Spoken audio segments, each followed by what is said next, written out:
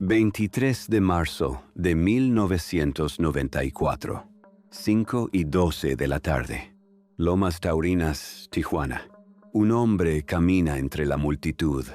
Sonríe, saluda, abraza a quienes se acercan. El sol del desierto cae sobre 4,000 personas que gritan su nombre mientras suena La Culebra de Banda Machos. Luis Donaldo Colosio Murrieta tiene 44 años. En menos de 5 meses será el próximo presidente de México, el candidato del partido que ha gobernado durante 65 años consecutivos, el hombre que Carlos Salinas de Gortari eligió para continuar su legado. O eso es lo que todos creen, porque 17 días antes, frente al Monumento a la Revolución, Colosio pronunció un discurso que nadie esperaba. Veo un México con hambre y sed de justicia. Un México de gente agraviada por las distorsiones que imponen a la ley quienes deberían de servirla. De mujeres y hombres afligidos por el abuso de las autoridades o por la arrogancia de las oficinas gubernamentales. Palabras que sonaron a ruptura, a desafío, a sentencia de muerte. Y ahora, mientras camina entre sus simpatizantes en esa colonia miserable de Tijuana, una mano se levanta entre la multitud. Una pistola Taurus calibre 38 especial. 2 disparos, uno en la cabeza, otro en el abdomen. A las 6:55 de la tarde, Luis Donaldo Colosio es declarado muerto en el Hospital General de Tijuana. El primer magnicidio en México desde el asesinato de Álvaro Obregón en 1928. O eso es lo que nos dijeron, porque 32 años después, los documentos desclasificados cuentan una historia muy diferente. Una historia de 10,000 páginas que el gobierno mantuvo en secreto durante décadas. Una historia de torturas, mentiras, segundos tiradores y un nombre que aparece una y otra vez en las sombras de la investigación. Un nombre que nadie se atreve a pronunciar en voz alta. Hoy vas a descubrir 5 revelaciones que los documentos desclasificados exponen sobre quién realmente mandó matar a Luis Donaldo Colosio. Primera revelación: el discurso que firmó su sentencia de muerte. Las palabras exactas que pronunció 17 días antes de ser asesinado y por qué el presidente Salinas supuestamente aprobó cada una de ellas. Segunda revelación: el asesino solitario, que no actuó solo. Lo que Mario Aburto declaró bajo tortura. Las fotografías de su madre y hermana desnudas que le mostraron para obligarlo a confesar. Y las 2 horas que desapareció la noche del crimen. Tercera revelación: el segundo tirador.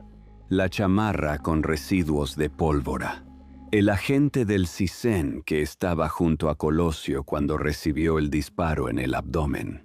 ¿Y por qué 30 años después finalmente fue detenido? Cuarta revelación: las 29 versiones que involucran al narcotráfico. El cártel de los Arellano Félix. El financiamiento de la campaña con dinero del Chapo Guzmán. Y la hipótesis que la CIA y la DEA consideraron como la más probable. Y quinta revelación: el nombre que aparece en cada línea de la investigación. El hombre que interrogó a Aburto la noche del asesinato. El funcionario que rescató al segundo tirador. Y la pregunta que México no ha podido responder en 32 años. Te voy a avisar cuando llegue cada una de estas revelaciones. Si te vas antes del final, te pierdes la quinta. Y la quinta es la que explica por qué el caso Colosio sigue abierto hasta el día de hoy. Suscríbete si quieres conocer las historias que el poder intentó borrar durante décadas, porque esta historia tiene documentos del expediente judicial desclasificados en 2019. Tiene testimonios de fiscales que fueron removidos cuando se acercaron demasiado a la verdad. Tiene grabaciones de interrogatorios que nunca debieron salir a la luz. y tiene algo que nadie imaginó ver: las 10.000 páginas que revelan lo que realmente pasó en Lomas Taurinas. Cada una de estas piezas está conectada. Al final entenderás por qué. Pero primero retrocedamos, porque para entender la tragedia necesitas conocer al hombre que la protagonizó. Luis Donaldo Colosio Murrieta nació el 10 de febrero de 1950 en Magdalena de Quino, Sonora, un pueblo de 20.000 habitantes a 80 kilómetros de la frontera con Estados Unidos. Tierra de misioneros jesuitas, famosa por su Feria del Membrillo y por ser el lugar donde descansan los restos del padre Eusebio Francisco Quino, el misionero que evangelizó el noroeste de México. Fue el primogénito de 6 hermanos: Martha Ofelia, Laura Elena Dosolina, Víctor Manuel, Marcela Dolores y Claudia María. Su padre, Luis Colosio Fernández, era contador privado de una compañía y en sus ratos libres se dedicaba a la minería. Era un hombre de trabajo, de palabra, de valores tradicionales sonorenses. Su madre, Armida Ofelia Murrieta, era ama de casa y el centro emocional de la familia. La vida de los Colosio Murrieta transcurrió ligada a su entorno familiar y comunitario. Magdalena de Quino era un pueblo donde todos se conocían, donde las puertas se dejaban abiertas, donde la palabra valía más que cualquier contrato. La infancia de Luis Donaldo transcurrió entre los negocios de su padre y las expediciones a la sierra sonorense. Desde pequeño lo acompañaba en sus viajes de prospección minera, caminatas largas bajo el sol del desierto, noches bajo las estrellas escuchando los sonidos del campo, conversaciones sobre el futuro de México mientras revisaban vetas de mineral. Su padre le enseñó a trabajar desde temprana edad, a ser responsable, a cumplir su palabra, a respetar a los demás sin importar su condición social. Lecciones que Luis Donaldo nunca olvidaría y que décadas después definirían su estilo político: cercano a la gente, sin pretensiones, con los pies en la tierra. En la Navidad de 1976, cuando tenía 26 años y llevaba 2 lejos de casa estudiando en el extranjero, Luis Donaldo le envió una carta a su padre. Incluía un soneto que había escrito para él, un poema de amor filial, de gratitud, de admiración, una carta que su padre guardaría como un tesoro hasta el día de su muerte. Guarda eso en tu mente, porque esas caminatas formaron al hombre que décadas después caminaría entre la multitud en Lomas Taurinas. Un hombre que no temía acercarse a la gente, un hombre que prefería el contacto directo a la distancia del poder, y eso lo haría vulnerable. En la escuela primaria Juan Fenoquio, Luis Donaldo destacó como uno de los mejores alumnos del país. Ganó concursos de oratoria y declamación a nivel regional y estatal. Escribía poesía desde niño. Tenía una facilidad para expresar ideas que sorprendía a sus maestros. En la secundaria y preparatoria continuó siendo el mejor de su clase. Pero no era un estudiante encerrado en los libros. Jugaba béisbol con sus amigos, participaba en actividades comunitarias, ayudaba a su padre en los negocios. Era un joven completo, equilibrado, con una madurez que superaba su edad. Cuando llegó el momento de elegir carrera, Luis Donaldo tenía claro que quería estudiar economía. Quería entender cómo funcionaba el país, cómo se podía combatir la pobreza, cómo se podían crear oportunidades para todos. Pero la carrera no existía en la Universidad de Sonora, y cuando averiguó en Guadalajara, ya habían iniciado las clases. Así que, con 18 años y una maleta pequeña, tomó un autobús hacia Monterrey y se inscribió en el Instituto Tecnológico y de Estudios Superiores de Monterrey. Su padre solo pudo pagarle el primer semestre. La colegiatura era alta.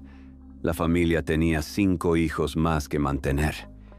Luis Donaldo entendió que tendría que ganarse su lugar, y lo hizo. A partir del segundo semestre, se mantuvo con una beca académica por su promedio impecable y un trabajo como prefecto en las residencias estudiantiles. Se levantaba temprano para supervisar los dormitorios, asistía a clases durante el día, estudiaba por las noches hasta que los ojos le ardían. Fue el mejor promedio de su generación entre 1968 y 1972. Uno de los pocos egresados que enfocó su carrera hacia el sector público en lugar del privado. Mientras sus compañeros se iban a trabajar a bancos y empresas, él soñaba con cambiar México desde las instituciones. En 1975 viajó a Estados Unidos para hacer una maestría en Desarrollo Rural y Economía Urbana en la Universidad de Pensilvania. Después pasó un año en Viena, Austria, como investigador en el Instituto Internacional de Sistemas Aplicados. Regresó a México en 1979. Se convirtió en profesor de economía en el Colegio de México, la UNAM, la Universidad Anáhuac y la Escuela Nacional de Estudios Profesionales Acatlán. Y fue en la Universidad Anáhuac donde conoció a Diana Laura Riojas. Ella era estudiante de economía. Él era profesor. Se conocieron en un pasillo entre clases. Diana Laura era de Nueva Rosita, Coahuila. Una mujer inteligente, elegante, con una sonrisa que iluminaba cualquier habitación. La atracción fue inmediata, pero Luis Donaldo era cauteloso. No quería que lo acusaran de aprovecharse de su posición como maestro, así que esperó a que ella terminara el semestre para invitarla a salir. Su primer cita fue en un café del centro de la Ciudad de México. Hablaron durante horas de economía, de política, de sus sueños, de México. Cuando se dieron cuenta, el café estaba cerrando y ellos seguían conversando como si el tiempo no existiera. Se enamoraron. Se casaron en 1984 tras 2 años de relación. La boda fue en Monterrey. Ella usó un vestido blanco tradicional. Él llevaba un traje oscuro y una sonrisa que no podía contener. Tuvieron 2 hijos. Luis Donaldo, nacido el 31 de julio de 1985, y Mariana, nacida en 1993. Diana Laura se convertiría en una de las figuras más queridas de la política mexicana. Una mujer que acompañaba a su esposo en cada gira, cada discurso, cada reunión, que lo esperaba despierta cuando llegaba tarde de las oficinas, que le daba consejos políticos tan buenos como los de cualquier asesor profesional. En el cumplimiento de la responsabilidad, no hay mejor consejo que el de la humildad. Te pido que trabajes en equipo y sin ingenuidades, con los pies en la tierra, le escribió ella en una carta, y añadió: buenas maneras con todos, todo el tiempo. Las buenas maneras en política son un buen negocio político. Palabras que Luis Donaldo llevaba siempre consigo. Diana Laura moriría 8 meses después de él, el 18 de noviembre de 1994, consumida por un cáncer de páncreas que los médicos descubrieron demasiado tarde. Algunos dicen que la enfermedad ya estaba ahí antes del asesinato. Otros dicen que fue el dolor lo que la mató, que su cuerpo simplemente se rindió cuando ya no tuvo razones para seguir luchando, dejando huérfanos a sus 2 hijos. Luis Donaldo tenía 8 años cuando asesinaron a su padre. Mariana tenía 1. Quedaron bajo la custodia de su tía Hilda Elisa Riojas y su esposo Fernando Cantú. Crecieron en Monterrey, lejos de la política, lejos de los reflectores, tratando de tener una infancia lo más normal posible, después de perder a ambos padres en menos de un año. Guarda eso en tu mente. La carrera política de Luis Donaldo Colosio comenzó en 1979, cuando un excompañero del Tecnológico de Monterrey llamado Rogelio Montemayor lo presentó con un joven funcionario que trabajaba en la Secretaría de Programación y Presupuesto, Carlos Salinas de Gortari. La conexión fue inmediata. Salinas vio en Colosio a un economista brillante, con visión internacional y raíces populares. Un hombre que había estudiado en las mejores universidades, pero que no había perdido el contacto con la tierra. Que hablaba de desarrollo económico, pero también de justicia social. Que tenía ideas modernas, pero valores tradicionales. Lo tomó bajo su protección. Lo formó. Lo impulsó. En 1980, Colosio fue nombrado subdirector de Política Económica de la Secretaría de Programación y Presupuesto. Tenía 30 años y ya supervisaba programas de desarrollo regional que llevaban recursos a las zonas más pobres del país. En 1982, ascendió a director de programación. Ahí conoció de primera mano la burocracia federal, los programas que funcionaban y los que no, las comunidades que recibían ayuda y las que eran olvidadas, las promesas que se cumplían y las que se quedaban en papel. Fue una educación invaluable. En 1985, buscó la candidatura para diputado federal por Sonora. Quería regresar a su tierra, representar a su gente. Obtuvo la postulación por el primer distrito electoral, que tenía como cabecera precisamente Magdalena de Quino, su lugar de nacimiento. Ganó. Fue diputado de 1985 a 1988. Presidió la Comisión de Programación, Presupuesto y Cuenta Pública. Se hizo experto en finanzas públicas. Aprendió a negociar, a construir consensos, a manejar las tensiones entre partidos. Cuando Salinas se convirtió en candidato presidencial en 1987, Colosio dirigió su campaña electoral. Recorrió el país con él, organizó mítines, manejó la logística, resolvió crisis. Fue su hombre de confianza en la batalla más importante de su vida. Y cuando Salinas llegó a la presidencia en 1988, en una elección que muchos consideran fraudulenta, tras la famosa caída del sistema, nombró a Colosio presidente nacional del PRI. Era el puesto perfecto para preparar su candidatura presidencial. Durante 4 años, Colosio recorrió el país. Habló con campesinos, obreros, empresarios, estudiantes. Escuchó sus quejas, tomó notas, propuso reformas internas al partido. En la 14ª Asamblea Nacional del PRI en 1990, presentó una agenda de cambio que incluía más democracia interna, menos imposición, más participación ciudadana. Era un reformador dentro del sistema, un hombre que creía que el PRI podía cambiar desde adentro. En 1992, Salinas lo nombró secretario de Desarrollo Social, el puesto desde donde manejaría el Programa Nacional de Solidaridad, la red de asistencia social más grande de México. El programa que le daría visibilidad nacional y contacto directo con las comunidades más pobres del país. El 28 de noviembre de 1993, en el auditorio Plutarco Elías Calles del PRI, Carlos Salinas de Gortari anunció lo que todos esperaban. Luis Donaldo Colosio Murrieta sería el candidato del PRI a la presidencia de México. El dedazo había caído. Colosio era el elegido. Pero había un problema. Manuel Camacho Solís. Aquí viene la primera de las 5 revelaciones que los documentos desclasificados exponen. Manuel Camacho Solís era el otro candidato.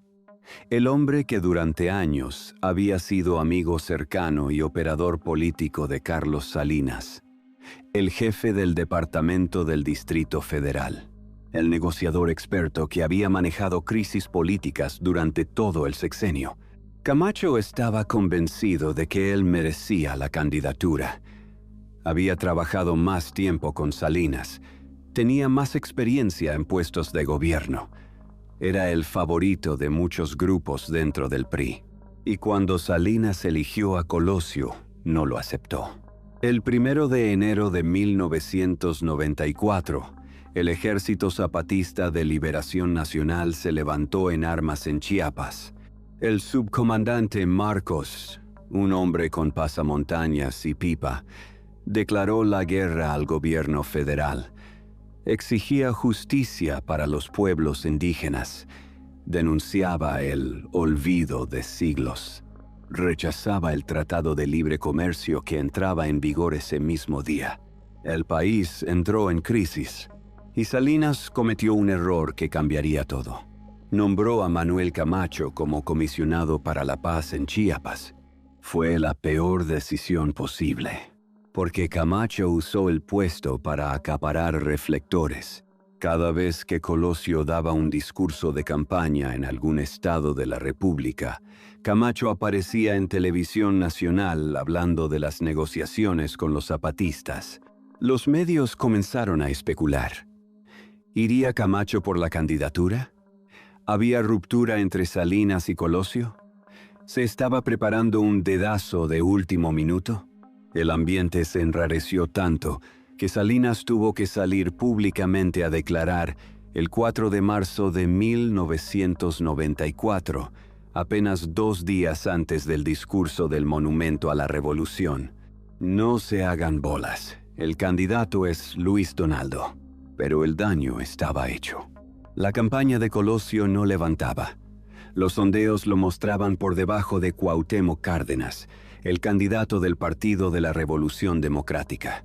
Había rumores de que desde Los Pinos se estaba orquestando una campaña contra la campaña, que José María Córdoba Montoya, el todopoderoso jefe de asesores de Salinas, presionaba para que Colosio renunciara, que el periódico El Norte de Monterrey tenía documentos que probaban el hostigamiento. Colosio estaba acorralado. Tenía que hacer algo drástico. Tenía que relanzar su campaña. Tenía que demostrar que no era un títere de Salinas. Y entonces llegó el 6 de marzo de 1994, el aniversario 65 del PRI. Un acto masivo frente al Monumento a la Revolución en la Ciudad de México. Miles de militantes esperaban escuchar al candidato. El equipo de campaña de Colosio decidió que necesitaba un discurso que lo relanzara. Algo memorable, algo que lo distinguiera del presidente, algo que captara la atención de los medios. Se inspiraron en Martin Luther King. I have a dream. La idea fuerza sería: yo veo un México de indígenas que no pueden esperar más, un México de campesinos sin respuestas, un México de trabajadores sin empleo, un México de jóvenes orillados a la delincuencia, un México de mujeres sin oportunidades, un México con hambre y sed de justicia. El historiador Enrique Krause revisó el texto y le añadió un párrafo sobre democratización política. Se lo enviaron a Los Pinos para aprobación. Y aquí viene lo que nadie esperaba. Carlos Salinas de Gortari leyó el discurso. De puño y letra le añadió detalles. No le quitó palabras. Lo aprobó. Colosio pronunció el discurso el 6 de marzo. 60 minutos y 59 segundos de oratoria que pasarían a la historia. Veo un México de gente agraviada por la soberbia de las oficinas gubernamentales. Veo un México con hambre y sed de justicia. Frente a Chiapas, los priistas debemos reflexionar. Como partido de la estabilidad y la justicia social, nos avergüenza advertir que no fuimos sensibles a los grandes reclamos de nuestras comunidades. La prensa lo interpretó como una ruptura con Salinas, un desafío al presidente, una declaración de independencia. 17 días después, Luis Donaldo Colosio estaba muerto. ¿Coincidencia? Los documentos desclasificados dicen otra cosa. Aquí viene la segunda revelación. Mario Aburto Martínez nació el 3 de octubre de 1970 en Zamora, Michoacán. Tenía 23 años cuando disparó contra Colosio. Era obrero mecánico. Trabajaba en una maquiladora de cintas para casetes llamada Cameros Magnéticos en la Mesa de Otay, Tijuana. Un joven común, sin antecedentes criminales, sin militancia política conocida, sin conexiones con el poder. Un trabajador más en una ciudad fronteriza llena de maquiladoras y migrantes. Según la versión oficial, Aburto actuó solo. El asesino solitario, un joven con ideas confusas, que quería llamar la atención de la prensa sobre los problemas sociales del país, que solo pretendía herir a Colosio, no matarlo, que disparó su pistola Taurus calibre 38 especial desde centímetros de distancia. Asumo las consecuencias. No me interesa decir nada, declaró en su primera confesión. Solo quería herir al candidato para que la prensa me filmara. Por eso reitero que no tenía ninguna intención de hacerle daño grave, solo herirlo. Pero cuando alcé el arma, alguna persona me aventó o me movió. Fue detenido inmediatamente por la multitud, golpeado, casi linchado, entregado a las autoridades, interrogado esa misma noche en las oficinas de la PGR en Tijuana, y confesó. En 16 ocasiones distintas ante el Ministerio Público, Mario Aburto confirmó ser el autor de los disparos a Colosio. Caso cerrado, ¿verdad? Pero los documentos desclasificados revelan lo que realmente pasó en esos interrogatorios. La Comisión Nacional de los Derechos Humanos documentó que Mario Aburto fue torturado desde el momento de su detención. Sus declaraciones fueron obtenidas bajo coacción. Le mostraron fotografías de su madre y su hermana de 8 años desnudas. Le dijeron que las violarían y las matarían si no decía lo que ellos querían. Cuando estábamos adentro, nos metieron a un cuarto, cuando nos llevaron a la PGR, declaró María Luisa Martínez, madre de Aburto. Ahí nos desnudaron. Mi hija estaba chiquita, tenía como 8 años. Y ellos nos dijeron, si no se quitan la ropa, ahorita las vamos a matar aquí. La madre y la hermana de Mario Aburto huyeron a Estados Unidos. Fueron admitidas como ciudadanas. Nunca regresaron a México. Pero hay algo más perturbador. La noche del 23 de marzo de 1994, Mario Aburto desapareció durante 2 horas. Entre las 2 y las 4 de la madrugada, alguien lo prestó de las oficinas de la PGR para interrogarlo en otro lugar. Según Aburto, con los ojos vendados, pies y manos atados, envuelto en un colchón lo llevaron a un sitio junto al mar.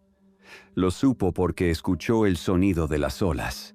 ¿Quién se lo llevó? Según versiones periodísticas, el préstamo fue ordenado por Manlio Fabio Beltrones, entonces gobernador de Sonora y amigo cercano de Colosio. Beltrones siempre lo ha negado, pero en una entrevista con el periodista Julio Scherer García en 2001, Aburto afirmó: «Se llegan a olvidar muchas cosas, y más cuando fueron traumáticas. Simplemente llego a recordar cuando voy en una suburban y me van diciendo lo que tengo que decir, infinidad de cosas. Y cuando me torturan de la PGR y está presente Manlio Fabio Beltrones». Aburto fue condenado a 45 años de prisión. Ha pasado más de 30 años en la cárcel. Y sigue diciendo que es inocente. Lo que se hizo es hacer pasar a un inocente por un culpable a base de torturas. Te estoy diciendo que no, esa es la verdad y lo sabemos Dios. Yo y los que lo mataron que me metieron a mí esta bronca que no alcanzo a comprender. ¿Le crees? Los documentos desclasificados sugieren que deberías al menos considerarlo. Aquí viene la tercera revelación. Desde el principio, hubo una pregunta que nadie pudo responder. ¿Cómo disparó Mario Aburto 2 veces? El primer disparo fue en la cabeza, desde la derecha de Colosio. El segundo disparo fue en el abdomen, desde la izquierda. La necropsia mostró que las trayectorias eran incompatibles con un solo tirador. Para que Aburto hubiera disparado ambas veces, Colosio tendría que haber girado 180 grados en una fracción de segundo después del primer impacto. Técnicamente imposible, según el subprocurador Pablo Chapa Besanilla. Así nació la teoría del segundo tirador. Y había un sospechoso, Jorge Antonio Sánchez Ortega, un agente joven del Centro de Investigación y Seguridad Nacional, el CISEN, la agencia de inteligencia del gobierno mexicano.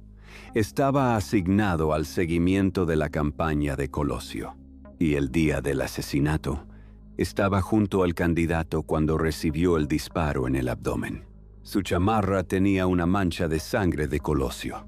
Fue detenido esa misma noche y liberado 24 horas después. ¿Por qué? Porque alguien intervino para rescatarlo. Según documentos que la Fiscalía reveló en 2024, el funcionario que sacó a Sánchez Ortega de la investigación fue Genaro García Luna. Sí, el mismo Genaro García Luna que décadas después sería condenado a 38 años de prisión en Estados Unidos por narcotráfico.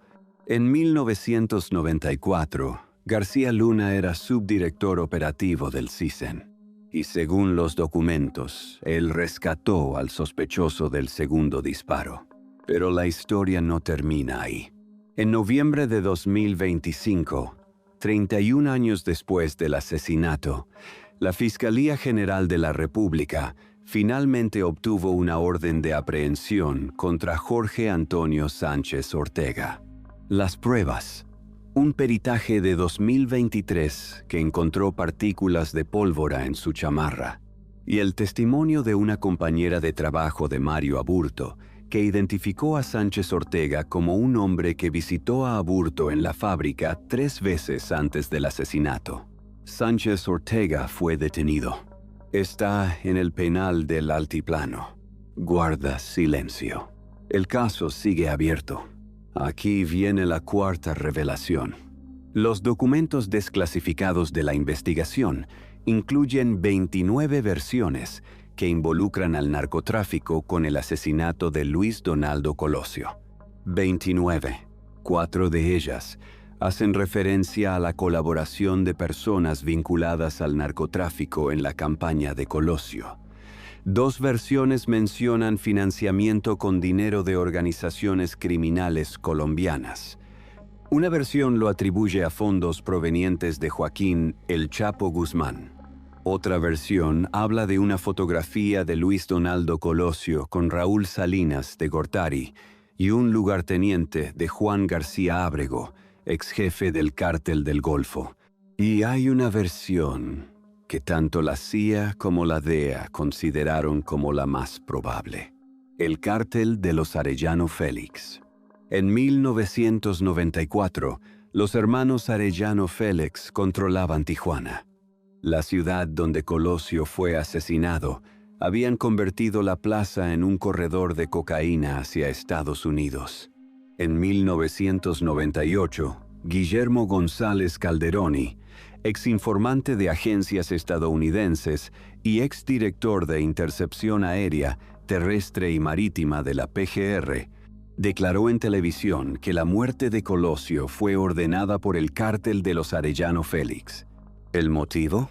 Colosio habría rechazado el dinero del narco, o peor, habría amenazado con combatirlos si llegaba a la presidencia. La Procuraduría documentó estas versiones, pero nunca pudo probarlas. El caso se cerró en 2000 sin evidencias sólidas contra nadie más que Mario Aburto. Pero hay algo que los documentos sí establecen con certeza. Lomas Taurinas, el lugar donde se realizó el mitin, no estaba en la agenda original de Colosio. Se decidió apenas 6 días antes del asesinato. ¿Quién lo decidió? Guillermo Hopkins, subcoordinador de logística de la campaña, a sugerencia de Jaime Martínez Veloz, subdelegado de la Sede Sol en la zona. Se habían descartado otros lugares: el Terrenazo, el Florido, el Hipódromo de Tijuana, la Plaza de Toros, la explanada del PRI local, el ejido Mariano Matamoros y un deportivo. Todos fueron rechazados porque no querían un evento de gran magnitud que ocasionara problemas viales. Así que eligieron Lomas Taurinas, una barranca cerca de la frontera con Estados Unidos, a espaldas del aeropuerto, calles de tierra, sin drenaje, sin agua potable, 20,000 familias viviendo en la miseria más absoluta. Un pequeño río de aguas negras, llamado Canal de Pastejé, que corría junto a la explanada donde se realizaría el mitin. Para llegar al lugar, había que cruzar un puente de madera sin barandal, de menos de 3 metros de ancho. El templete fue la parte trasera de una camioneta pickup. La seguridad fue mínima. El PRI local, que organizó el acto, lo llamó un evento informal. Informal. Para el hombre que en 5 meses sería presidente de México, Colosio llegó al Aeropuerto Internacional de Tijuana a las 4 de la tarde, 1 hora después de lo programado. Venía de La Paz, Baja California Sur, donde había tenido eventos por la mañana. En el aeropuerto lo esperaban entre 1,500 y 2,000 personas. En Lomas Taurinas ya había entre 3,500 y 4,000, casi el doble de lo que los organizadores habían estimado. La mayoría eran integrantes de comités del Programa Nacional de Solidaridad, agrupaciones políticas y grupos populares del PRI. El candidato llegó a la explanada aproximadamente a las 4:35. Subió al templete improvisado. 4 oradores locales hablaron antes que él, y cuando finalmente tomó la palabra, dio un discurso sobre la necesidad de que el gobierno fuera sensible a los reclamos de las comunidades. A las 5:08 de la tarde, Colosio bajó del templete y cometió el error que le costaría la vida. En lugar de subirse directamente a su camioneta, decidió caminar entre la multitud, saludar a la gente, estrechar manos, abrazar a quienes se acercaban. Era su estilo. Lo había hecho cientos de veces, en Chiapas, en Oaxaca, en Guerrero, en las comunidades más pobres del país. Caminar entre la gente, sin miedo, sin distancia, pero esta vez fue diferente. La valla de seguridad que debía protegerlo se rompió. Sus guardaespaldas fueron dispersados por la multitud. Colosio quedó rodeado de personas que lo empujaban, lo abrazaban, le gritaban. Y entre esa multitud, una mano se levantó. Una pistola Taurus calibre 38 especial. 2 disparos a quemarropa. Uno en la cabeza, detrás de la oreja derecha. Otro en el abdomen. Luis Donaldo Colosio se desplomó. La canción La Culebra de Banda Machos seguía sonando mientras lo subían a una camioneta para llevarlo al hospital. Aquí viene la quinta revelación, la que explica por qué el caso Colosio sigue abierto después de 32 años. El primer fiscal especial del caso fue Miguel Montes García, un juez de la Suprema Corte que fue elegido a petición de Diana Laura Riojas, la viuda de Colosio, un hombre con fama de integridad y rigor jurídico. El 28 de marzo de 1994, apenas 5 días después del asesinato, se creó la Subprocuraduría de Investigación del caso Colosio. Montes García asumió el cargo. Su equipo, dirigido por Emilio Islas Rangel, entonces director de la Interpol México, comenzó a trabajar de inmediato. En menos de una semana, llegaron a una conclusión que cambiaría todo. Luis Donaldo Colosio fue víctima de una acción concertada. No hubo un asesino solitario. Hubo un complot, y los responsables estaban dentro del círculo de seguridad del candidato. Montes García basó su conclusión en varios factores. Primero, la necropsia mostraba 2 disparos con trayectorias incompatibles. Segundo, la escena del crimen había sido manipulada. Tercero, la bala encontrada en el piso de tierra había sido sembrada, según los peritos. Cuarto, varios testigos reportaban haber visto a más de una persona acercándose al candidato con actitud sospechosa. El fiscal ordenó la detención de 44 integrantes del Grupo Tucán, una organización de agentes judiciales retirados o desempleados que se habían ofrecido generosamente a participar en la vigilancia del mitin. Tucán era un acrónimo de Todos Unidos contra Acción Nacional.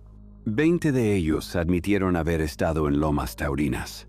3 fueron enviados en avión a la Ciudad de México y encerrados en el penal de máxima seguridad de Almoloya: Vicente Mayoral, Rodolfo Mayoral y Rodolfo Riva Palacio.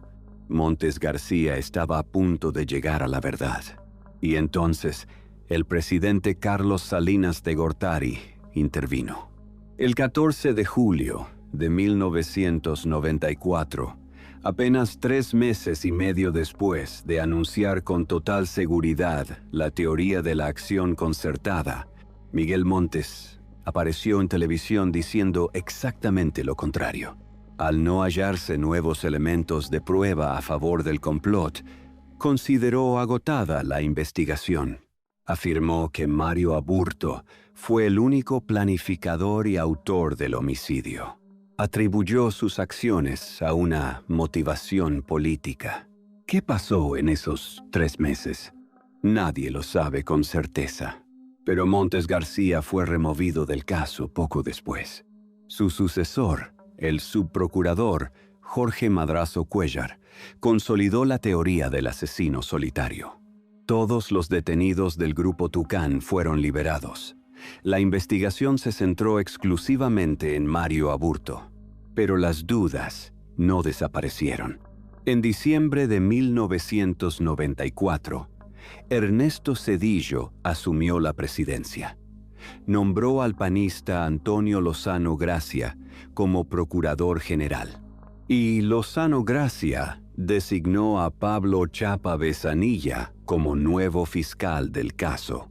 Chapa Besanilla resucitó la teoría del segundo tirador. Calificó las explicaciones anteriores como técnicamente imposibles. Afirmó que la escena del crimen había sido manipulada. Ordenó la detención de Ozón Cortés como presunto cómplice. Pero las pruebas no se sostuvieron. Cortés fue absuelto en 1996 por el juez Jorge Mario Pardo Rebolledo, quien décadas después sería ministro de la Suprema Corte, al determinar que no existían evidencias de su participación. Chapa Besanilla fue acusado de fabricar evidencias. Su investigación se derrumbó. El quinto y último fiscal, Luis Raúl González Pérez, cerró el caso en 2000 con una conclusión que nadie creyó. Mario Aburto fue el único autor intelectual y material del asesinato. El expediente fue enviado a reserva. Más de 30,000 páginas guardadas en cajas. 29 versiones sobre el narcotráfico sin investigar.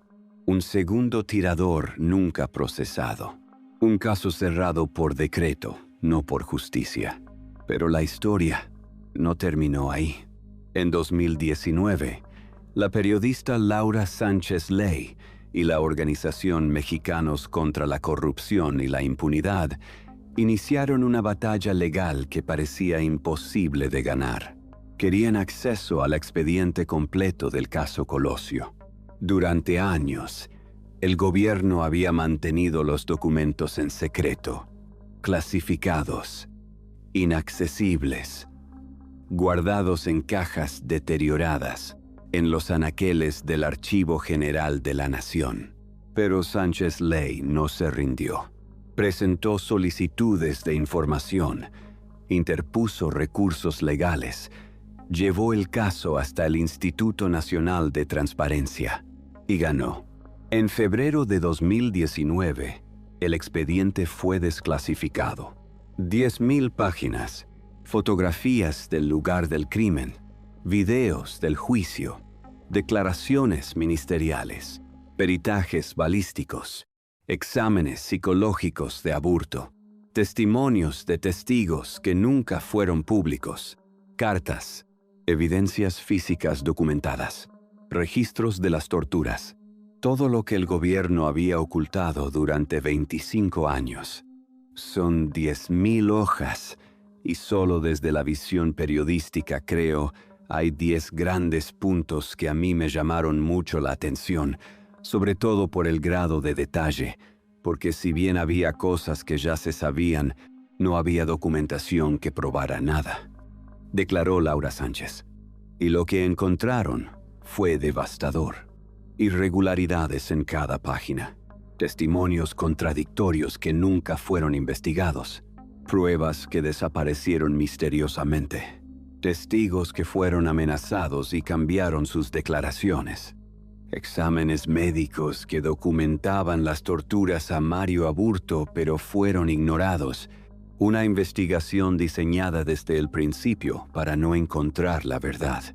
Nosotros no estamos contradiciendo ninguna versión oficial, no estamos culpando a nadie, explicó la periodista. Lo que queremos hacer es ir abriendo expedientes que estuvieron en secreto durante 25 años y que los mexicanos tuvieran acceso a hacer otra valoración. En 2021, la Comisión Nacional de los Derechos Humanos emitió una recomendación histórica. Documentó que Mario Aburto había sido torturado desde el momento de su detención, que su familia también fue víctima de tortura, que las autoridades tenían conocimiento de estos hechos y los ocultaron deliberadamente. En 2022, la Fiscalía General de la República reabrió el caso.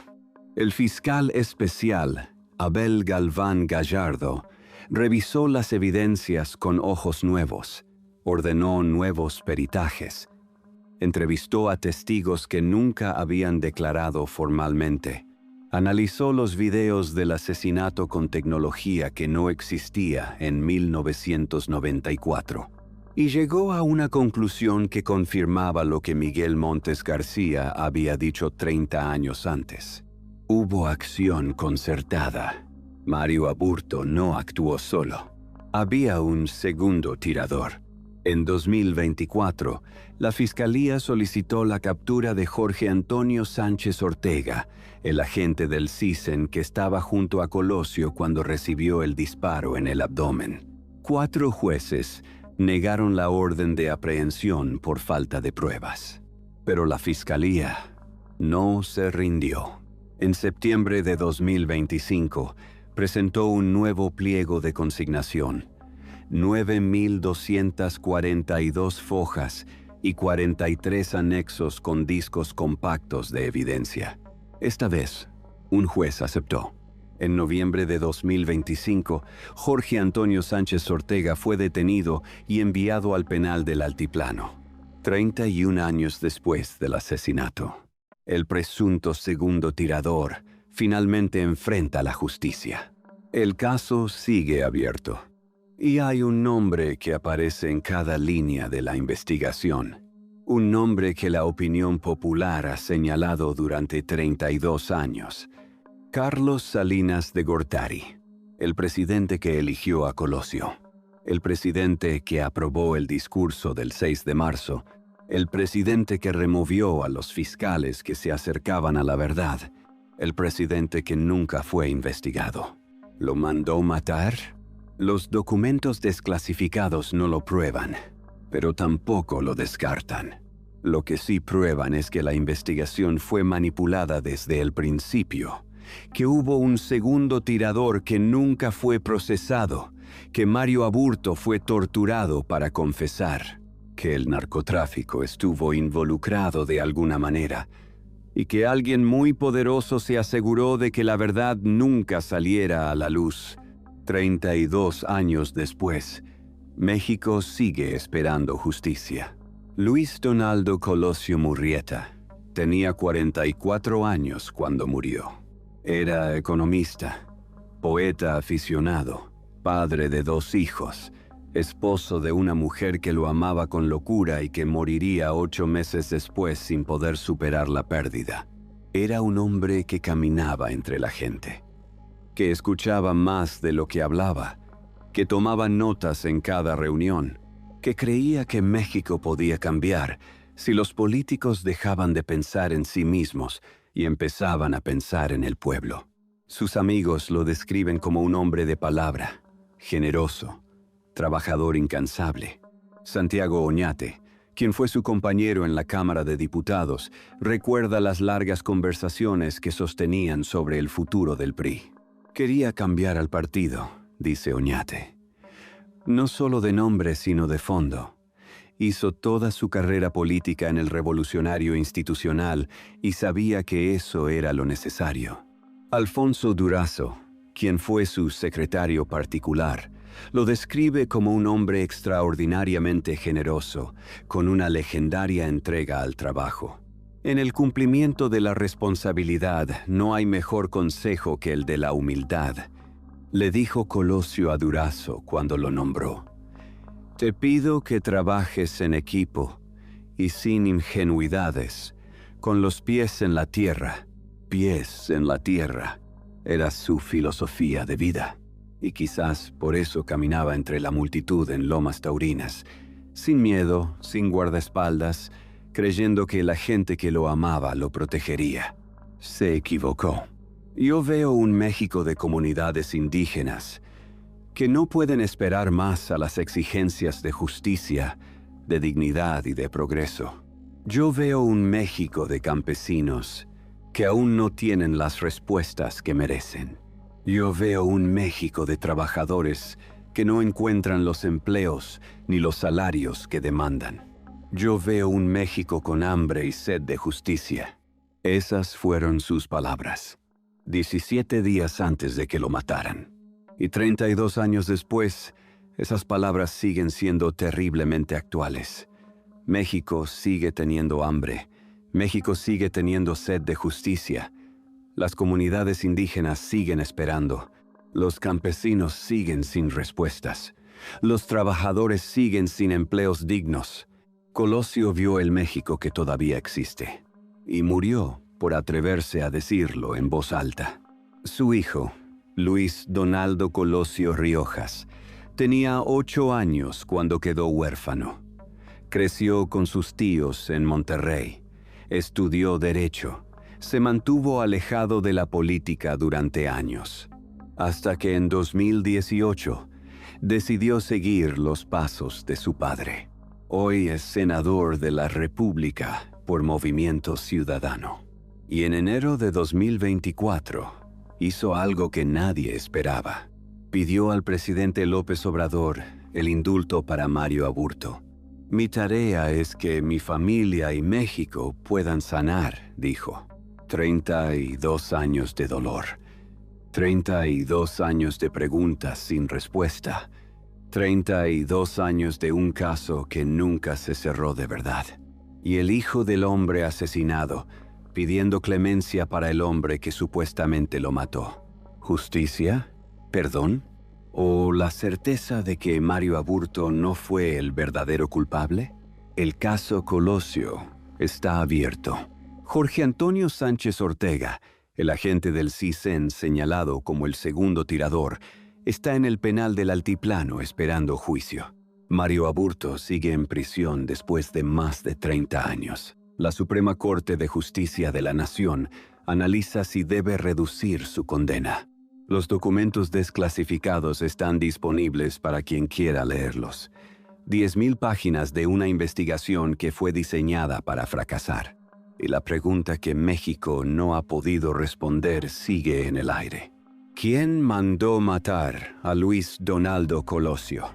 el presidente que lo eligió y que aprobó el discurso que supuestamente firmó su sentencia de muerte, el narcotráfico que controlaba la ciudad donde fue asesinado, una facción del PRI que no quería que reformara el partido, o fue realmente un asesino solitario de 23 años con ideas confusas y una pistola Taurus calibre 38.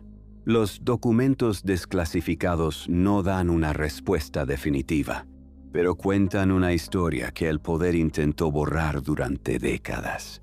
Una historia de tortura y mentiras, de segundos tiradores y agentes de inteligencia, de fiscales removidos y pruebas que desaparecieron, de un presidente que nunca fue investigado y de un hombre que murió por decir la verdad. Veo un México con hambre y sed de justicia. 32 años después, esas palabras siguen siendo ciertas. Y Luis Donaldo Colosio sigue esperando justicia. Suscríbete para no perderte la continuación de esta historia, porque el juicio contra Jorge Antonio Sánchez Ortega apenas comienza.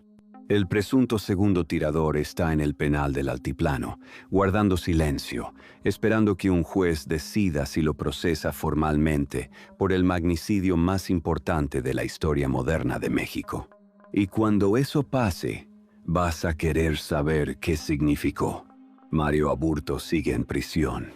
Lleva más de 30 años encerrado por un crimen que insiste no cometió. La Suprema Corte de Justicia analiza su caso.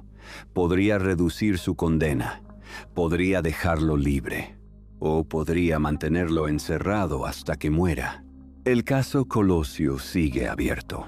32 años después. 10,000 páginas de documentos desclasificados que cualquier mexicano puede leer. 5 fiscales que intentaron encontrar la verdad y fueron removidos o silenciados. Un presidente que nunca fue investigado. Un narco que controlaba la ciudad donde ocurrió el crimen. Un segundo tirador que finalmente enfrenta la justicia. Y una pregunta que sigue sin respuesta. ¿Quién mandó matar a Luis Donaldo Colosio? El hombre que vio un México con hambre y sed de justicia. El hombre que se atrevió a decirlo en voz alta. El hombre que murió 17 días después de pronunciar esas palabras, esperando justicia. Para Luis Donaldo Colosio, para Diana Laura, para sus hijos huérfanos, para los millones de mexicanos que creyeron en él, para México, 32 años, y contando. La verdad sigue esperando ser encontrada. Pero ahora, por primera vez, los documentos están ahí. 10,000 páginas, listas para ser leídas, listas para revelar lo que el poder ocultó durante décadas. Solo hace falta que alguien se atreva a buscar la verdad hasta el final, esta vez sin que lo silencien.